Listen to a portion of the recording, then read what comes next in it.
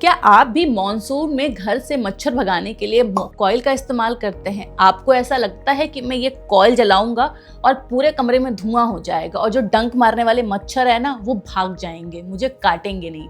नमस्कार, आप देख रहे हैं द हेल्थ साइट। मैं हूं आपके साथ आशुष श्रीवास्तव। अगर आप भी अपने घर में मच्छर जलाने वाली कॉइल का इस्तेमाल करते हैं तो यह वीडियो आपके लिए बहुत जरूरी है। दरअसल पिछले दिनों सोशल मीडिया पर एक वीडियो वायरल हुआ था जिसमें कहा गया था कि मच्छर भगाने वाली कॉइल का जो धुआं है वो सिगरेट के धुएं से भी ज्यादा खतरनाक होता है और अगर लोग इसके संपर्क में आते हैं या रात भर जिस कमरे के अंदर कॉइल जल रही है उस कमरे में सोते हैं तो इससे व्यक्ति की जान तक जा सकती है। इस वीडियो में फरीदाबाद के सेक्टर 8 स्थित सर्वोदय हॉस्पिटल के इंटरनल मेडिसिन के हेड डॉक्टर सुमित अग्रवाल बता रहे हैं क्या वाकई मच्छर भगाने वाली कॉइल से हमारी जान जा सकती है?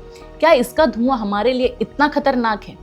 इनमें इनके साइड इफ़ेक्ट भी बहुत होते हैं। जैसे कि अगर मान लो कोयल, अब मच्छर का सीज़न होता है, बड़े कॉमनली घरों में यूज़ होती है।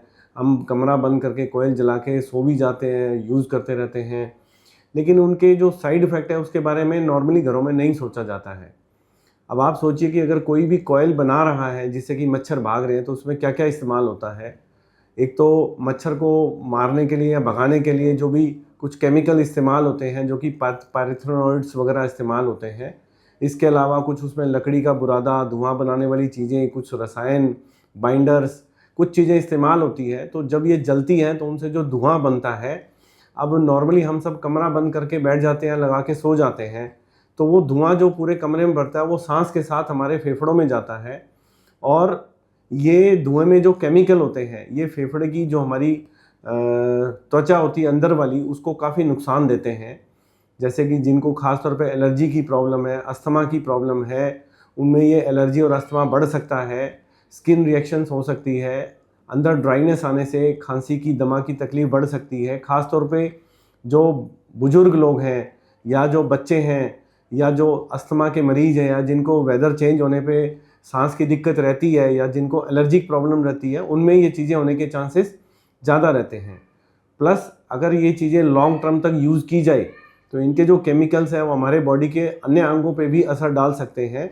ब्रेन पे भी इसका असर पड़ सकता है इन केमिकल्स का, और बहुत क्लियर तो नहीं है लेकिन थोड़ा बहुत इफेक्ट जैसे लीवर पे है उस पर भी पड़ सकता है, ब्रेन पे भी पड़ सकता है। इवन स्टडीज़ में ये भी पाया गया कि इवन ये जो रसायन जो है लंबे टाइम तक हमारे सांस के साथ जो अंदर जाते हैं तो फेफड़े का कैंसर भी बना सकते हैं। डॉक्टर की बात सुन ली आपने कि मच्छर की जो कॉइल है वो कितनी खतरनाक हो सकती है। इसके बावजूद अगर आप मच्छर वाली कॉइल जलाना चाहते हैं तो डॉक्टर सुमित बता रहे हैं कि इस कंडीशन में किन बातों का ध्यान रखना चाहिए। मेरा जब आप सबसे यही कहना है कि ये जो हम कॉमनली घरों में चीज़ें इस्तेमाल करते हैं, स्पेशली कॉइल, ये उतनी सेफ भी नहीं है कि जितना हम सोचते हैं। तो इस्तेमाल करिए बट थोड़ा सावधानीपूर्वक इस्तेमाल करिए ताकि इनके साइड इफ़ेक्ट हमारे पे कम से कम हो। ख़ास तौर पे जिस कमरे में हम बैठते हैं वहाँ पे एक प्रॉपर वेंटिलेशन ज़रूर रहना चाहिए ताकि उसका धुआं बाहर भी निकलता रहे, अंदर ही नहीं घूमता रहे।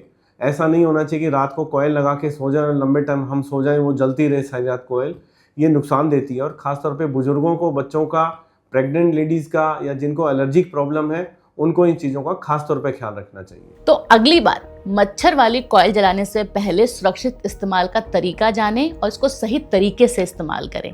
अगर आप भी मच्छर वाली कॉइल जलाते हैं और मच्छर भगाने के लिए कौन कौन सी रेमेडीज यूज करते हैं इस बारे में कमेंट सेक्शन में जानकारी दें। अगर आपको वीडियो पसंद आया हो तो द हेल्थ साइट को सब्सक्राइब करें और ऐसे अन्य वीडियोस देखने के लिए हमारे पास वापस आएं।